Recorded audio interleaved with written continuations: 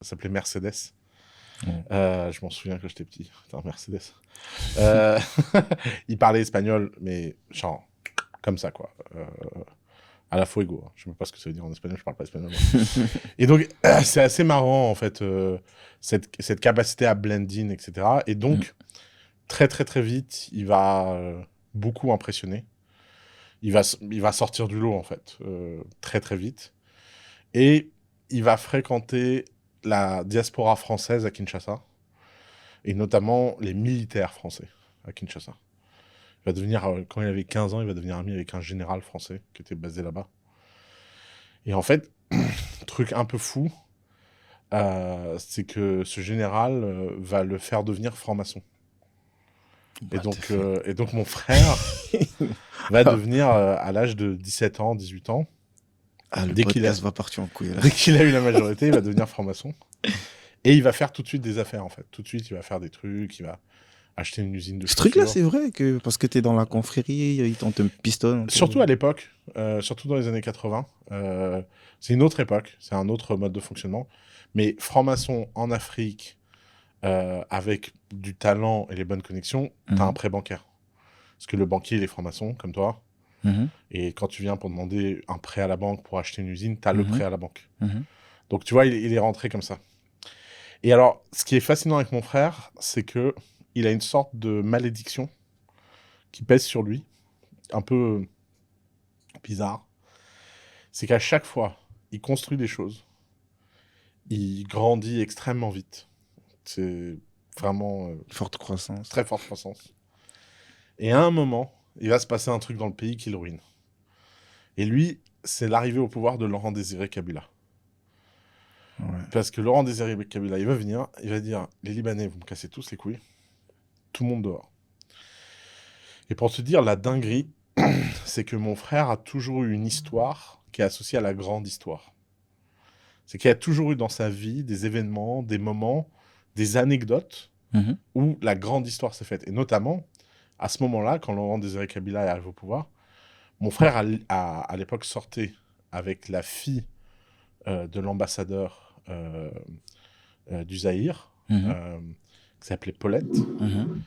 Et il a convaincu, je sais pas comment, je sais pas, tu vois, dans la nuit, Paulette à faire des centaines de visas pour sauver des centaines de Libanais pour la France. Et donc, il a sauvé la vie de centaines de gens. Moi, j'ai grandi en rencontrant des gens qui me regardaient, en me regardant dans les yeux, en me disant « Mais t'es le petit frère de Hossein Jaber ?»« Ouais. Ton frère, il m'a sauvé la vie. Quoi que t'aies besoin, quoi que tu fasses, tu me dis, je suis là pour t'aider. » C'était complètement fou pour moi, parce que moi, je ne comprenais pas, en fait. Je me disais, mais qu'est-ce qu'il a fait Et je peux te raconter une anecdote. J'ai 18 ans, j'ai pas d'argent, je suis à Hong Kong, et je devais faire des affaires avec un mec, et le mec m'a planté, en fait. Le temps que j'arrive dans l'avion, le mec, il a disparu, quoi. Et donc, je n'ai nulle part où dormir. J'ai pas d'argent, j'ai pas de... Moi, j'ai débarqué à Hong Kong sans argent, normal, tu vois. Tranquille, en plus. En plus, c'est pas cher. En plus, c'est pas cher. Et j'appelle mon frère et je lui dis, écoute, je suis à Hong Kong, je suis un peu dans la merde, t'as pas un plan pour moi, quoi, tu peux pas m'aider? Et il me dit, si, t'inquiète, j'ai des amis à Hong Kong, très bons amis, on était à Kinshasa ensemble, bouge pas. Et un mec qui vient avec une voiture, une Mercedes, le mec était milliardaire, tu vois, enfin, j'exagère, mais il était très très riche. Il vient, il me met dans un penthouse chez lui et tout. Et c'était un pote de mon frère. Et en fait, ce mec s'était fait sauver la vie par mon frère à Kinshasa.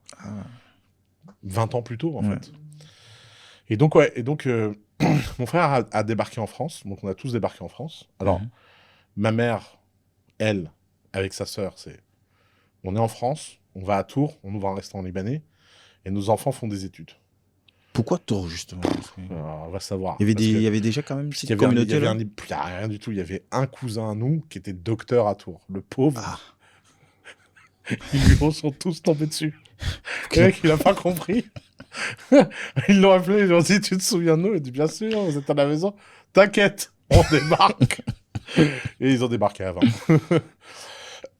Et donc, ma tante et ma mère, Ça veut dire, là, vous avez tout abandonné. T'as un petit peu vécu au Congo, non? Ah bah, moi, j'ai vécu. On m'a réveillé, je te dis, on m'a réveillé en pleine nuit. Je sais pas, c'était 2h du mat, 3h du mat. Et ma mère m'a dit, on part en vacances en France. Allez, fais tes affaires. Ouais, mais non, je veux dormir. Non, non, allez. Et moi, de toute façon, comme moi, j'avais une famille folle. Et que... En fait, moi, je suis né en me disant que tout le monde était fou dans ma famille. C'est vraiment mon... Je me disais, tout le monde est fou. Et donc, on part en vacances à 3h du mat. Et évidemment, normal. Et donc, on part. Et moi, j'ai rien compris. Moi, j'ai mis des années à comprendre qu'il y avait la guerre, la révolution, qui voulait tuer mon frère, que mes cousins étaient recherchés. Enfin, moi, j'étais à Kinshasa, je vivais ma best life. Et le lendemain, j'étais à Paris et je vivais ma best life. Et je n'ai rien souffert. C'est souvent, il peut y avoir le poids du traumatisme parce que c'est grave. Ma mère, c'est une storytelleuse incroyable, quoi. On arrive à Paris, on fait T'as des rien tartes, vu, t'as pas vu j'ai rien compris. Ouais. Moi, on m'a expliqué qu'en France, il y avait des bonnes écoles et que j'allais faire des grandes études et devenir un grand homme. Voilà. Et quand j'ai dit, c'est bizarre parce qu'à Kinshasa, on avait chacun notre chambre. Et là, je partage ma chambre avec ma soeur, mon cousin, mon frère, mon autre frère. Et on est tous dans un même lit. Et alors, regarde, oui, il fait froid ici, il faut se... Et des fois, il y a des moments où tu te dis, ouais, là, elle abuse un peu quand même. Bah, la première fois où je me suis dit que ma maman abusait, j'avais 12 ans, tu vois. Je me suis dit... En fait, j'étais un grand naïf. Je croyais tout ce qu'elle me disait. Et ça me faisait plaisir, en fait, je pense. Ce storytelling permanent. Et donc, en fait, à ce moment-là, mon frère donc passe... il a plus d'argent, il a tout perdu. Il passe... je me souviens à l'époque, il m'a raconté des années plus tard qu'il avait débarqué en France, il avait 50 000 francs dans sa poche. Et ils ont pris un appart, une glace, un machin, un truc, et après il a ouvert sa poche, je me suis dit, putain, il est où l'argent? Parce que c'est Paris, c'était super cher. Ouais. Il avait pas l'habitude, tu vois. Et donc, il a essayé de trouver un travail, il n'a pas trouvé de travail. Tout le monde lui a demandé ses diplômes, ses machins. Il a contacté ses amis français qui, d'un seul coup, étaient français. Les Français en Afrique et les Français en France, c'est pas les mêmes.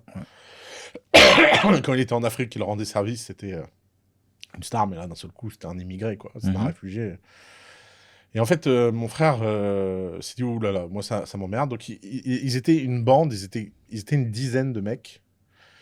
Et un matin, ils se sont tous levés, ils ont fait leur valise. Ils ont été à l'aéroport. Vraiment, je sais que... Enfin, je pense que cet épisode, les gens vont mettre en hôpital psychiatrique. Ils vont se dire, ce mec, ça y est, il a lâché les amarres, il raconte n'importe quoi. Mais je te jure, sur la vie de ma mère, tout ce que je te raconte est vrai. Et si je manque, ma mère, lui arrive quelque chose. Quoi. Tellement je suis sûr de moi, quoi. Et donc, ils sont tous été à l'aéroport. Ils ont regardé le tableau. Comme ça. Et ils ont dit, on va vivre où? Et ils ont commencé à discuter. Ah, la Chine, un truc, un machin. Et il y a un premier, le fameux mec à Hong Kong, parti s'installer à Shenzhen. Alors lui, il va gagner des centaines de millions. Il va convaincre son cousin de venir avec lui, centaines de millions. Et puis un autre, il va s'installer à Hangzhou, au Guangzhou. Ouais.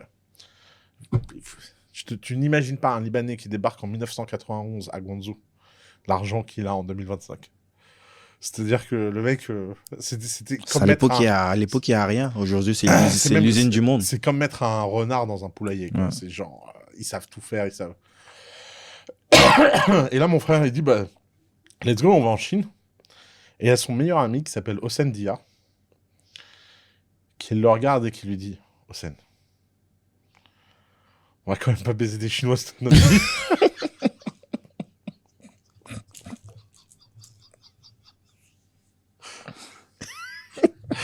Et donc, mon frère, il le regarde et il fait, ah putain, j'avais pas pensé à ça.